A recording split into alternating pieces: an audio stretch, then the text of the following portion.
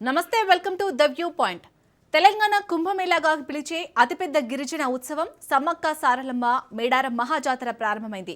ములుగు జిల్లా తాడ్వాయి మండలం మేడారం గ్రామం భక్తులతో కిటకిటలాడుతోంది. కోరిన కోరికలు తీర్చే కల్పవల్లులుగా కొలిచే ఆ వనదేవతలను దర్శించుకునేందుకు తెలుగు రాష్ట్రాలతో పాటు ఛత్తీస్గఢ్, మహారాష్ట్ర, ఒడిశా రాష్ట్రాల నుండి లక్షలాది మంది భక్తులు తరలివస్తున్నారు. ఈ మేరకు అధికారులైతే అన్ని ఏర్పాట్లు పూర్తి చేశారు. అయితే మేడారం జాతరపై ప్రముఖ జ్యోతిష్యుడు వేణుస్వామి సంచలన కామెంట్స్ చేశారు. ఓ యూట్యూబ్ ఛానల్కు ఇచ్చిన ఇంటర్వ్యూలో మాట్లాడిన ఆయన భక్తి జనాలు ఎక్కువగా ఉండే చోట పెను సంచలనం జరగబోతుందని చెప్పారు. అది మేడారం జాతరే కావచ్చు, ఆలయాలే కావచ్చునని కూడా అన్నారు. తాను శాస్త్రంలో ఉన్నదాననే చెబుతున్నానని వ్యాఖ్యానించారు. గతేడాది ఇదే ఛానల్కి నేను ఇంటర్వ్యూ ఇచ్చా. ఆ ఏడాది రైలు ప్రమాదాలు ఎక్కువగా జరుగుతాయని చెప్పా, విమాన ప్రమాదాలు కూడా ఎక్కువ అని చెప్పా. దానికి నాపై నెగిటివ్గా ట్రోల్స్ చేశారు. ఎప్పుడు నెగిటివ్ చెబుతాడని తిట్టారు. కానీ నేను చెప్పినట్లే జరిగాయి. ఈ ఏడాది గురువు అధిపతి కమాండర్ కేతువు అన్నీ క్లియర్గా ఉన్నాయి. కేతువు అంటే మోక్షకారుడు, భక్తికారకుడు.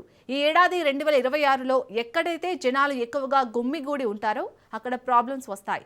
అది రేపు జరగబోయే పుష్కరాలు కావచ్చు, సమ్మక్క సారక్క జాతరలో కావచ్చు, దేవాలయాల్లో కావచ్చు, ఎక్కడైతే భక్తి భావం ఉంటుందో అక్కడ పెను సంచలనం జరిగే అవకాశం ఉందని శాస్త్రం చెబుతోంది. అదే శాస్త్రాన్ని నేను చెబుతున్నా అన్నారు. అలాగే ఏలినాటి శని ప్రభావం వల్ల చాలా మంది బాధలు పడుతుంటారు. కలియుగంలో దాని తీవ్రత చాలా ఎక్కువ. 2025లో అనుభవించిన కష్టాల కంటే 2026లో అనుభవించే కష్టాలు ఎక్కువ. ప్రకృతిలో జరిగే ప్రమాదాల తీవ్రత చాలా ఎక్కువగా ఉండబోతోంది.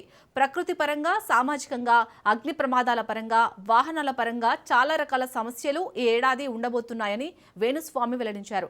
కాగా మేడారం జాతరలో భాగంగా జనవరి 27న పగిడిద్దరాజు జంపన్న మేడారానికి పయనమవడంతో జాతర సందడి మొదలవుతుంది. జనవరి 28న కన్నేపల్లె నుంచి సారలమ్మ, కొండాయి నుంచి గోవిందరాజులు, పూనుగొండ్ల నుంచి పగిడిద్దరాజులు వచ్చి గద్దలపై కొలువుదీరుతారు. జాతరలో అత్యంత కీలకమైన ఘట్టం జనవరి 29న చోటు చేసుకోనుంది. చిలుకలగుట్ట నుంచి కుంకుమ భరణి రూపంలో ఉన్న సమ్మక్క దేవతను పూజారులు తీసుకువచ్చి గద్దపై ప్రతిష్ఠిస్తారు. ఈ సమయంలో భక్తుల పూనకాలు, శివశక్తుల విన్యాసాలతో అడవి మొత్తం దద్దరిల్లుతుంది.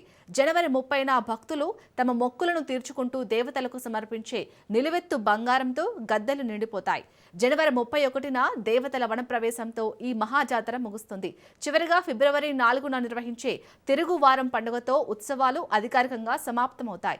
ఈ జాతరలో దాదాపు 1,000,000 మందికి పైగానే భక్తులు అమ్మవార్లను దర్శించుకోనున్నారు.